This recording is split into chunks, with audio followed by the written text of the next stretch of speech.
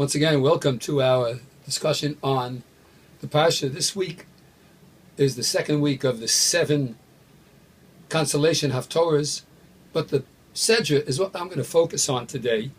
After Shishi, we read the second paragraph of Shema, the V'hoya im Shemoah, in this week's Sedra.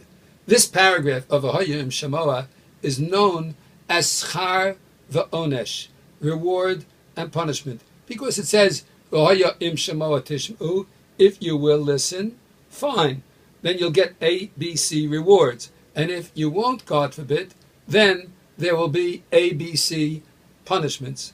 I'd like to focus on the very first pasuk of this particular very beautiful expression of Jewish responsibility. It says, V'hoya im Shemoah tishma'u el mitzvosai. And if you will surely listen to my commandments. Notice at the very outset of this very important statement, we find the offering of if you will. It's up to you. There is an element of free choice. And then the pasuk goes on to say that at the end of the pasuk, Ula'avdo b'chol levavchem uv'chol nafshechem, and you will serve him with all your heart and with all your souls. And the Rashi and the Ramban and others ask, why does it say once again in the plural b'chol levavchem uv'chol nafshechem when it already said b'chol levavcha uv'chol nafshecha in the first paragraph of Shema that we read last week? So Rashi says this is an azhara l'rabim, just like last week was an azhara l'yachid, just like last week when it said b'chol levavcha with all of your singular person heart, so it says in this week b'chol levavchem with all your collective plural as a nation heart. But the words b'chol levavcha and b'chol levavchem in fact have an extra base in them, because the Hebrew word for heart is leiv, and therefore your heart should be libcha. Yet throughout the Torah we find the concept levavcha, levavchem, and Rashi explains because the extra base is an allusion lishnei bishnei yitzarecha, with your two yitzers, with your two formations of thoughts, with the yetzer tov, the formation of good thoughts and good ideas, and yetzer ra, the formation of bad. We can use the gift, the absolutely divine gift of free will, to make choices. Either we choose good or we choose bad. And isn't it interesting to note that we do this not only as individuals, as Rashi says, but we do this as a collective nation. We choose as a nation to choose good. The Jewish people of all the centuries certainly made individual choices, but as a nation, when we make good choices, we see the nation of Israel building itself. Of course, the building of the nation is based on the aggregate individual Jew, and when individual Jews en masse make good choices to follow in the way of the Torah, that increases the national willingness to follow the Torah, and it brings about a great boon and gift for the Jewish people, as is outlined in all the gifts that are given to us in this week's Sedra.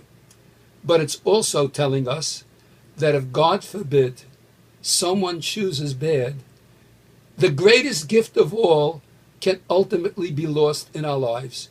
The greatest gift of free will can be lost if we make choices that are detrimental to our free will. We've seen situations like that. In our Torah, we find that Paro, after he chose over and over and over again to choose the wrong path, to harden his own heart, that Hashem himself, God himself, hardened Pharaoh's heart because he had reached the point of no return and lost his free will. And there are times where nations do that.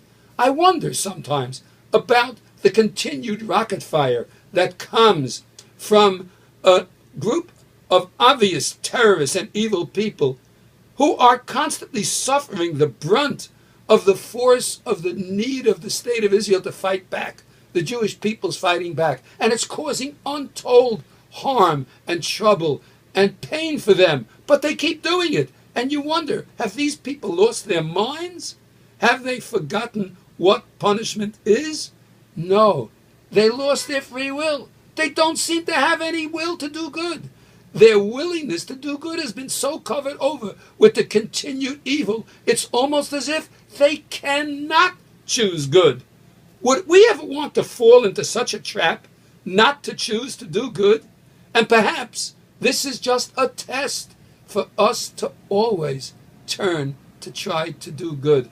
Someone in shul mentioned to me this morning that there's a tremendous gift that has been given to us by Hamas, because he said the Rosh Tevas, the first letters stand for Hasidim, Misnagdim, and Sfardim, that the Jewish people have come together as a unit to recognize our loyalties and our unity, our oneness, and we hope that that oneness will be a oneness that will come together for the sake of the Torah. Because if we choose to exercise our free will in the proper way, we truly are unstoppable, as the pasuk itself says, "V'hoya im shamoa tishmeu el mitzvosai."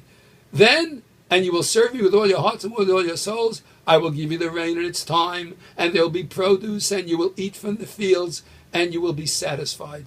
And hope and pray, we all hope and pray that the unity of the Jewish people, the choice to free will of the Jewish people, will bring about that we will see the nechama of the ultimate return to Yerushalayim speedily in our time. Have a wonderful Shabbos.